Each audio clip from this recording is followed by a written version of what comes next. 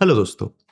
इस साल के यूनियन बजट में गवर्नमेंट ने कार्बन कैप्चर टेक्नोलॉजी को हायर रेडीनेस लेवल्स तक पुश करने के लिए 5 सालों में 20,000 करोड़ रुपए स्पेंड करने का प्रपोजल दिया। ये program power, steel, cement, refineries और केमिकल्स को कवर करता है और उस नेशनल रोड मैप को फॉलो करता है जिसे साइंस मिनिस्ट्री ने कुछ हफ्ते पहले ही रिलीज किया था। Carbon capture, utilisation and storage या CCUS का आइडिया सिंपल है। जब कोई फैक्ट्री या पावर प्लांट फ्यूल बर्न करता है या रॉ मटेरियल्स को प्रोसेस करता है तो वो एटमॉस्फेयर में कार्बन डाइऑक्साइड रिलीज करता है। CCUS का मतलब उस कार्बन डाइऑक्साइड को एटमॉस्फेयर में पहुंचने से पहले कैच करना है और फिर या तो उसे यूज करना है या हमेशा के लिए अंडरग्राउंड बरी कर देना है। इंडिया के पास पहले से ही कुछ वर्किंग प्रोजेक्ट्स हैं। मध्य प्रदेश में एक NTPC plant captured carbon dioxide को मेथनॉल में बदलता है। तमिलनाडु में एक chemicals plant soda ash production में यूज के लिए CO2 कैप्चर करता है। महाराष्ट्र में एक JSW स्टील प्लांट इसे फूड और बेवरेजेस इंडस्ट्री के लिए कैप्चर करता है। पर ये सभी कार्बन को फ्यूल या फीडस्टॉक जैसे रीयूज करते हैं। ये CCUS में यूटिलाइजेशन है और फिलहाल यही इंडिया की लगभग सारी एक्टिविटी है। लेकिन परमानेंट स्टोरेज एक अलग और काफी बड़ा प्रॉब्लम है।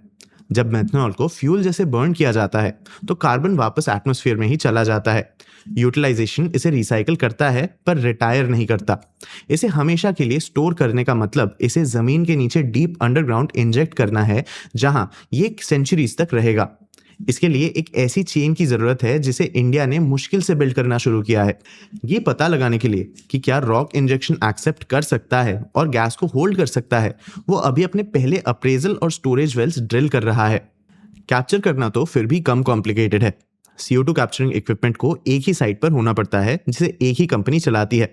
ये यूजुअली अकेला ही सबसे बड़ा कॉस्ट भी होता है, पर फैक्ट्री गेट्स के अंदर हर चीज के लिए कई companies, shared infrastructure, characterise storage units और ऐसे रूल्स की जरूरत होती है जो अभी तक लिखे ही नहीं गए हैं। आज के इस स्टोरी के साथ हम ये देखेंगे कि CCUS के हर पार्ट में क्या क्या शामिल है।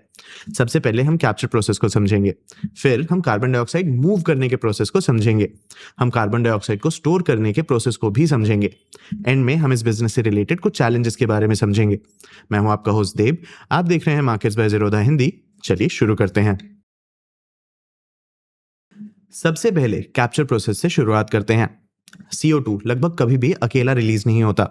सीमेंट किल्न हो या कोल बॉयलर, ये मोस्टली नाइट्रोजन और वाटर वेपर के साथ रिलीज होता है जिसमें अक्सर सल्फर और डस्ट भी होता है। फर्टिलाइजर या गैस प्रोसेसिंग यूनिट पर ये केमिस्ट्री के एक बाई प्रोडक्ट के जैसे पहले से ही कॉन्सेंट्रेटेड और प्रेशराइज रिलीज होता है। CO2 जितना ज्यादा डाइल्यूट होगा, यूनिट को उसके हर टन को रिकवर करने के लिए उतना ज्यादा ट्रीट करना पड़ता है। एग्जॉस्ट एक लिक्विड सॉल्वेंट से होकर गुजरता है जो CO2 को अटका लेता है और बाकी गैसेस को जाने देता है। इस लोडेड सॉल्वेंट को फिर हीट किया जाता है जिससे CO2 का एक कॉन्सेंट्रेटेड स्ट्रीम रिलीज होता है। उस स्ट्रीम को तब तक ड्राई और कंप्रेस किया जाता है जब तक वो पाइप से निकलने जितना डेंस ना हो जाए। सॉल्वेंट को हीट के थ्रू रीयूज करने के लिए फ्री कर दिया जाता है। वहीं concentrated CO2 dilute chimney exhaust के मुकाबले कैप्चर करने में काफी ज्यादा आसान और सस्ता होता है। और कॉन्सेंट्रेटेड और डाइल्यूटेड CO2 के सोर्सेज क्या हैं? नीति आयोग के हिसाब से सबसे सस्ता गैस प्रोसेसिंग, हाइड्रोजन और फर्टिलाइजर स्ट्रीम्स हैं। उनसे काफी ऊपर सीमेंट और कोल एग्जॉस्ट हैं और रिफाइनरीज उससे भी ज्यादा ऊपर। ये मॉडल कैप्चर कॉस्ट्स हैं। ये पूरी चेन के लिए ऑब्जर्व्ड कॉस्ट्स नहीं है, पर ये सोर्सेज की रैंकिंग को काफी एक्यूरेटली दिखाते हैं। IEA के कॉस्ट कर्व्स भी ऐसे ही दिखते हैं। फिर भी actual CO2 capture cost ranking के सजेशन से ज्यादा मुश्किल है। एक कैप्चर यूनिट एक ऐसा कस्टम केमिकल प्लांट है जिसे एक ऐसे होस्ट पर लगाया जाता है जिसे कभी अपना स्टीम, पावर, कूलिंग या स्पेस शेयर करने के लिए डिजाइन ही नहीं किया गया था। इसे चलने के लिए एनर्जी की जरूरत होती है और वो खुद एमिशंस भी जनरेट करता है। तो 90% कैप्चर रेट का हेडलाइन नंबर मिसलीड कर सकता है। एक एग्जॉस्ट स्टैक पर फिट किया गया यूनिट CO2 को स्क्रब कर सकता है, लेकिन दूसरे स्टैक्स गैस को रिलीज करते रहते हैं। कैप्चर्ड CO2 को अभी भी ट्रांसपोर्ट भी करना पड़ता है। ट्रक्स और रेल छोटे वॉल्यूम्स को सर्व कर सकते हैं, जबकि लैंड पर हाई वॉल्यूम्स के लिए पाइपलाइन एक नेचुरल ऑप्शन बन जाता है, या ऑफशोर मूवमेंट के लिए शिप्स।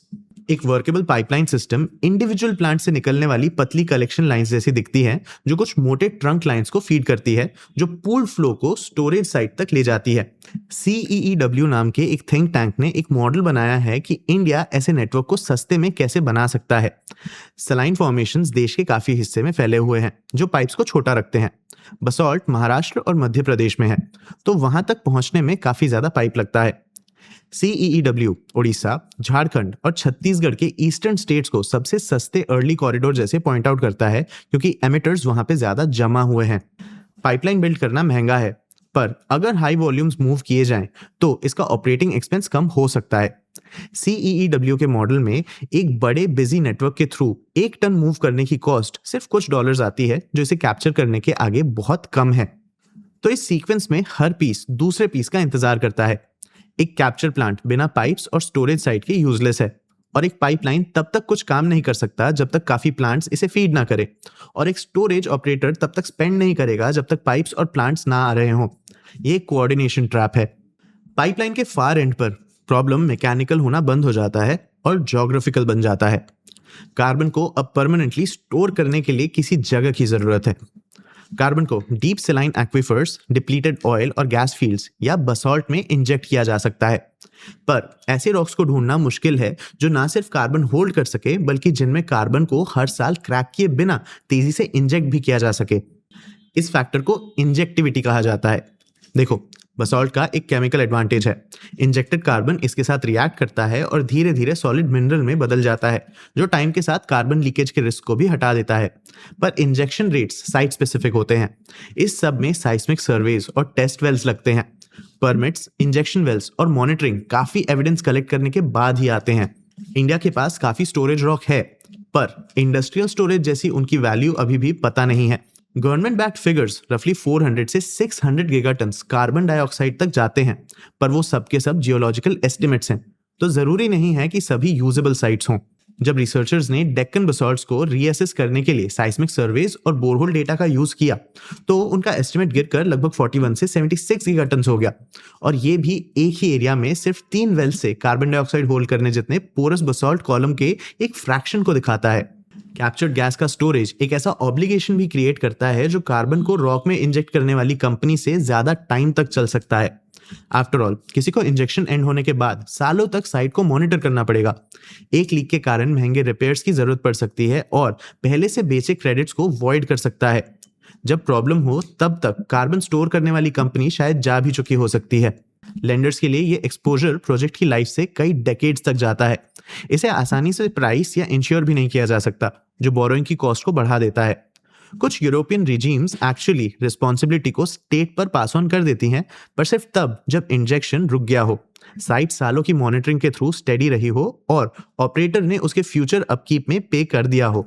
बाकी जगहों में उस लायबिलिटी का ज्यादा पार्ट कंपनी के पास ही रहता है। इंडिया के पास अभी तक इसमें से किसी के लिए भी कोई डेडिकेटेड रेजीम ही नहीं है। तो CCUS को जिस इंफ्रास्ट्रक्चर की जरूरत है, उसे बनाता कौन है? कार्बन कैप्चर प्लांट्स को स्टील या सीमेंट प्लांट्स के पास बनाने की जरूरत होती है, पर क्या ऐसा करना सीमेंट या स्टील कंपनीज के फायदे में होता है? कार्बन कैप्चर उन्हें अपनी प्रोडक्शन रिक्वायरमेंट से ज्यादा खर्च करने को कहता है, और ये एक सर्टिफिकेट प्रोड्यूस करता है कि कार्बन एटमॉस्फेयर में रिलीज नहीं हुआ। अब उस सर्टिफिकेट की वैल्यू तो है, पर इसके पास ऐसा कोई कस्टमर नहीं है जो स्केल पर इसकी पूरी कॉस्ट पे करने के लिए तैयार हो। कार्बन स्टोरेज प्रोजेक्ट सिर्फ पोल्यूशन की एब्सेंस को बेचता है। वो पैसा तभी कमाता है जब पॉलिसी, जैसे कोई टैक्स, मैंडेट या प्रोक्योरमेंट रूल, कोई ऐसी पार्टी बनाती है जो इसके लिए पे करने को तैयार हो। एक ड्यूरेबल पॉलिसी प्रॉप के बिना वर्किंग कैप्चर प्लांट्स भी खत्म हो जाते हैं। सालों तक इनकी बायर ऑयल इंडस्ट्री थी, जो कैप्चर्ड कार्बन को ग्राउंड से और ऑयल निकालने के लिए खरीदती थी। पर जैसे जैसे दुनिया कार्बन स्टोर करने पर शिफ्ट हो रहा है, ये रेवेन्यू भी गिर जाता है। जैसे अमेरिका के पेट्रोनोवा प्लांट ने टेक्सास पावर स्टेशन के एक यूनिट के एग्जॉस्ट से लगभग 90% कार्बन कैप्चर किया, पर 2020 में जब ऑयल प्राइसेस गिरे और इसका रेवेन्यू कोलैप्स हुआ, तो इसे शट डाउन कर दिया गया। ये 2023 में ही रिस्टार्ट हुआ। IEA एक ऐसे प्रोजेक्ट को नोट करता है जो लगभग 3 डेकेड से सर्वाइव कर रहा है। नॉर्वे में स्लेपनर, जो 1996 से चल रहा है, क्योंकि नॉर्वे ने कार्बन पर इतना हेवीली टैक्स लगाया है कि स्टोरेज अपने टर्म्स पर ही प्रॉफिटेबल हो गया। तो स्टेट या गवर्नमेंट का काम सिर्फ कैप्चर को सब्सिडाइज करना नहीं है, बल्कि हर लिंक को इन्वेस्टेबल भी बनाना है। एमिटर को कैप्चर करने के लिए इंसेंटिव की जरूरत है। शेयर्ड पाइपलाइन को वॉल्यूम्स आने से पहले ही रेवेन्यू की जरूरत है। स्टोरेज को जियोलॉजिकल अप्रेजल की जरूरत है, जिसमें कोई फर्म अकेले गैम्बल नहीं करेगी। इसके मेजरमेंट के रूल्स और कोई ऐसा जो डिस्टेंट लायबिलिटी को कैरी कर सके, इनकी भी जरूरत है। इंडिया के कार्बन मार्केट के पास अभी के लिए ऐसा कोई अप्रूव्ड मेथड नहीं है जो कार्बन कैप्चर को क्रेडिट अर्न करने दे। इंडस्ट्रियल कार्बन के हर टन के लिए ऊपर बताए गए सिस्टम जैसा सिस्टम बनाना काफी महंगा हो सकता है। तो सही क्वेश्चन ये नहीं है कि कैप्चर काम करता है या नहीं, बल्कि ये है कि क्या ये किसी गिवन प्लांट पर सबसे सस्ता ऑल्टरनेटिव जैसे रिन्यूएबल्स, फ्यूल स्विचिंग या इलेक्ट्रिफिकेशन को बीट कर पाता है या नहीं। स्टार्ट करने के लिए सबसे आसान जगह वो है जहां CO2 पहले से कॉन्सेंट्रेटेड है, गैस प्रोसेसिंग, फर्टिलाइजर प्लांट्स और कुछ हाइड्रोजन यूनिट्स। इन्हें कैप्चर करना सस्ता है और ये प्रूव करता है कि सिस्टम की प्लम्बिंग काम करती है, पर ये वो जगह नहीं है जहां CCUS सबसे ज्यादा मैटर करता है। ये सिस्टम शायद सीमेंट के लिए काम कर सकता है। एक सीमेंट प्लांट के लगभग आधे एमिशंस उसके फ्यूल से नहीं बल्कि लाइमस्टोन से क्लिंकर बनाने से आते हैं, तो फ्यूल बदलना बहुत कम उस कार्बन को हटाता है। तो यहाँ CCUS फैसिलिटी के लिए अभी भी एक स्ट्रॉन्ग आर्ग्यूमेंट बनाया जा सकता है। लेकिन स्टील के लिए केस थोड़ा वीक है। कैप्चर ब्लास्ट फर्नेस से एमिशंस कम कर सकता है, पर यह स्टील को बनाने के अलग तरीके जैसे स्क्रैप पर चलने वाले इलेक्ट्रिक फर्नेसेस या कोल के बजाय हाइड्रोजन से आयरन को रिड्यूस करने के साथ compete करता है। कोल पावर सबसे बड़ा एमिटर होने के बावजूद सबसे खराब फिट है। इसका एग्जॉस्ट डाइल्यूट और ट्रीट करने में महंगा होता है। कैप्चर प्लांट के खुद के एनर्जी आउटपुट्स का 1/4 से 2/5 कंज्यूम कर सकता है, और ये प्लांट जितना कम चलता है इकोनॉमिक्स उसकी उतनी ही खराब होती जाती है। बहुत कम इंडियन कोल प्लांट्स उस टेस्ट को एक्चुअली क्लियर करेंगे। और तो और CCUS प्रोजेक्ट्स बहुत टेक्निकल अनसर्टेनिटी के अंडर ऑपरेट करते हैं, भले ही उन्हें सही सर्कमस्टांसेस में रखा गया हो। जैसे शेवरॉन ने ऑस्ट्रेलिया में अपने एक LNG फैसिलिटी के पास दुनिया का सबसे बड़ा CCUS प्लांट बिल्ड किया है। एक gas processing plant ideal candidate है, पर लास्ट ईयर इसने अपना आज तक का सबसे कम CO2 कैप्चर किया और अपने रिजर्वॉयर से निकले CO2 का सिर्फ 1/4 स्टोर किया। तो आपको क्या लगता है, क्या इंडिया का ये 20,000 करोड़ रुपीस का बेट कार्बन कैप्चर को सपोर्ट और इंप्रूव कर पाएगा? अपने व्यूज हमें कमेंट सेक्शन में जरूर बताना। आगे आप कौन से टॉपिक्स पे वीडियोस देखना चाहते हो ये भी हमें कमेंट सेक्शन में जरूर बताना। अगर ये वीडियो आपको इन्फॉर्मेटिव लगा तो इसे लाइक और शेयर जरूर करना। ऐसे ही और वीडियोस के लिए चैनल को सब्सक्राइब भी कर लेना। आज के लिए इतना ही, मिलते हैं अगले वीडियो में।